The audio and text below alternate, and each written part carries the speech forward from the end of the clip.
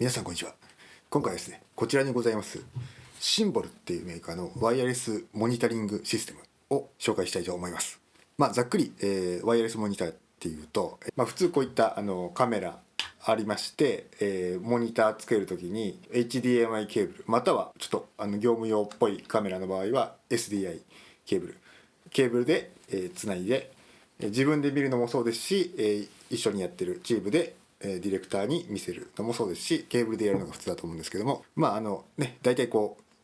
移動距離とか場所によってワイヤレスモニターが絶対あった方がいいなっていうのと、基本的にワイヤレスだとケーブルないから超楽だよねっていうのと、要するにそのケーブルさばかなくていいから超楽ですっていうのがワイヤレスモニターだと思います。もともとその、業務用のワイヤレスモニターのメーカーだとボルトとかホーリーランドマーズとかが、結構皆さんご存知かと思うんですけど、今回ですねシンボルっていう新しいメーカーがですね、参入してきたわけなんですよ。でボルトとか、ホーリーランドマーズよりも少し下の価格帯にこうレイヤーとしてぶっ込んできたような感じで、もちろんそのモニター、普通の撮影用のモニターでもできるんですけど、iOS ですね、 iPhone とか iPad で iPhone とか iPad でも一緒にモニターできるというのが特徴かなと思います。深センのメーカーなんですよね。だから新鮮かなみたいな、新鮮だけにはい。で今日のメニューとしましてはこんな感じでいきます。はい。まず先ほどはその iPad とかでも使えるよって言ったと思うんですけど、どういう感じで使えるんですかっていうのをささっと、全パターン、確認しまして、それからですねこちらの、デザインとかどういう端子がついてるのかとか、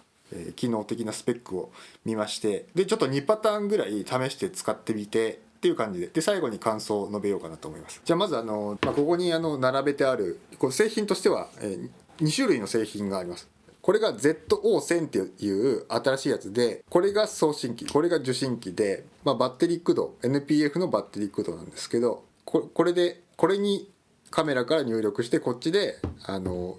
こをワイヤレスでこうつないで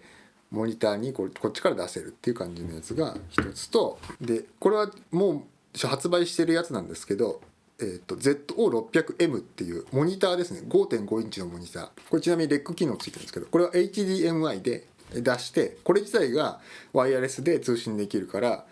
ケーブルで入れてこっからワイヤレスで飛ばして、iPhone で見るとかこっちで受信するとかができる。もちろんこれ自体が受信機にもなるから、これで飛ばしてこっちで見る、でそれから iPhone でも同時で見るみたいなこともできるっていう、だから組み合わせると結構超すごいんですよね。はい。これ単体でもすごい使いやすいかなとは思うんですけどっていう、ものになります。はい。じゃあどういう風に使えるかっていうのをちょっとマニュアルで見ながら、ちょっとワイヤレスでこうシステム組めるどういうパターンがあるかっていうのをいっぱいパターンがあって、それをちょっと最初にもう確認しちゃおうかなと思います。さっきもちょろっと言いましたけど、はい。ZO1000 ですね。ZO1000 新しいやつ、これはどういう風に使えるかっていうと、ちょっとジンバルの絵が書いてありますけど、もう2個同時までいけるんですよね。だからまず送信機、これカメラからの送信機でワイヤレスで受信機の方に出せる、それから iPad に出せるというのが一つと、これ受信機が2個になっても出せるっていうのがもう一つっていう感じです。はい。でそれもモニターに出すのと iPad に出すのが同時にできるっていう感じです。こっちの ZO600 っていう方なんです。ちょっとこれカバーがちょっと微妙に剥がれてて汚いんですで、ちょっと剥がすのももったいないからちょっと綺麗に、まだこの防御フィルター買ってないんで、防御フィルター買うまでは剥がしたくない。はい。で ZO600M の方はですね、カメラから、ここに入力してカメラのとこから、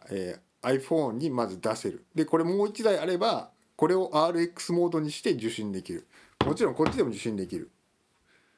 って感じですね。でそれからこれを受信側に持ってきて、こっちから TX トランスミッターで出して、これで受信して iPhone でも見れるっていう感じです。だから組み合わせて使うとめっちゃいいっていう感じです。じゃあ、外観とスペックの方確認していきましょう。この ZO1000 っていうのが新しく今度出るやつで、今僕が持ってるのはこれ先行ファームバージョンみたいなやつなんで、実際にこれとこれはちょっとつなげなかったんで、そこは割愛するんですけど、ですね、まず端子が HDMI in ですね。それから SDI in がどっちも使えるっていうのがいいとこっていう感じなんです。でバッテリーが、NPF のバッテリーです。こんな感じでこれで重量が、これバッテリーない状態で重量がだいたいこの iPhone ぐらいかなと思います。で裏側に4分の1のネジがついてまして、で固体はこれアルミ製、金属製だから結構硬いくていい感じ、まあしっかりしてる感じはあります。落としてもなんか大丈夫そうだなみたいな強固な作りな感じがします。この辺も、はい、全部金属製ですね。でアンテナが、こう結構長めのがこうついてます。これねじってつけるんですけど、はい、それで USB 端子がこちらについております。はい、これはファ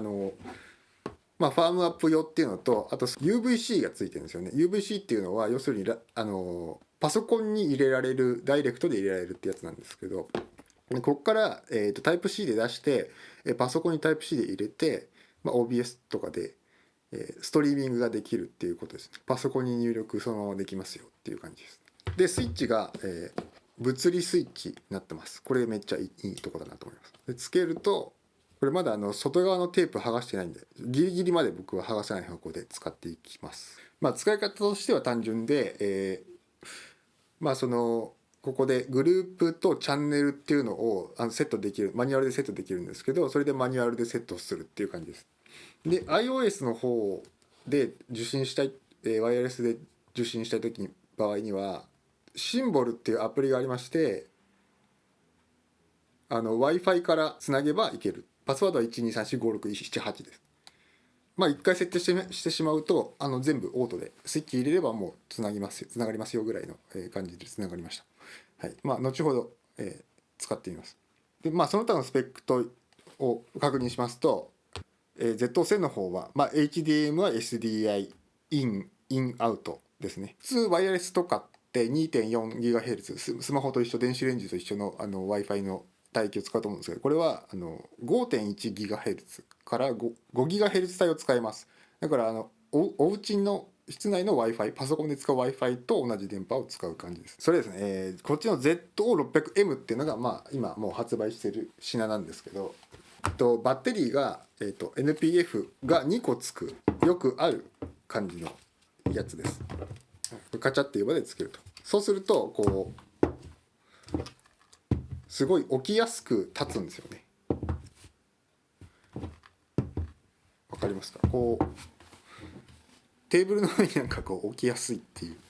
思います。で一発電源ボタンをオンするとこうつくんですよね。で消す時は長押し3秒っていう感じです。でこちらも、フル HD の 60p までの出入力、各部見ますと、こっちは HDMI インアウトですね。それからイヤホンジャックがついてます。 3.5mm ステレオミニがついてまして、 DC、電源入力のインプットがあります。で裏側が4分の1ネジで、4分の1ネジのロック機構もついてます左右に。でファーム用のタイプ C 出入力、それから、ちっちゃいメモリーカードですね、 SD カードのちっちゃいやつ、マイクロ SD カードでレックができます。で FN ボタンが3つあります。でこっちは今 FN ボタン押しちゃったんで、あれフォルスカラーに割り当ててるんですけど、タッチ操作がこっちはできます。タッチ操作で、ここに表示されているボタン、全部見ますと、ワイヤレスとか HDMI インアウトのセッティング、ウェイブフォームですね、ひとしきり全部あります。あとは動画のレシオも変えられますね。はい、だから基本全部ついてる感じです。でピーキングついてます。でズームもついてて、タッチでズームできます。ひとしきり全部こういうのはラットも全部入れられると。はい、HDR 対応と。いやモニターとしてはちょっとこれね、確かZO600M は$399だから5万弱ぐらいなのか、日本円にすると。それなりの、ワイヤレスがついてるからプラス1、2万だとしても結構リーズナブルなレックもできるから、いいラインにぶっ込んできてる感じなんですけど、軽く使ってみた感じとしてはモニターが綺麗なんで輝度も結構大丈夫なんで 5.5 インチじゃないですか。で重すぎずつけたらちょっと重いんだけど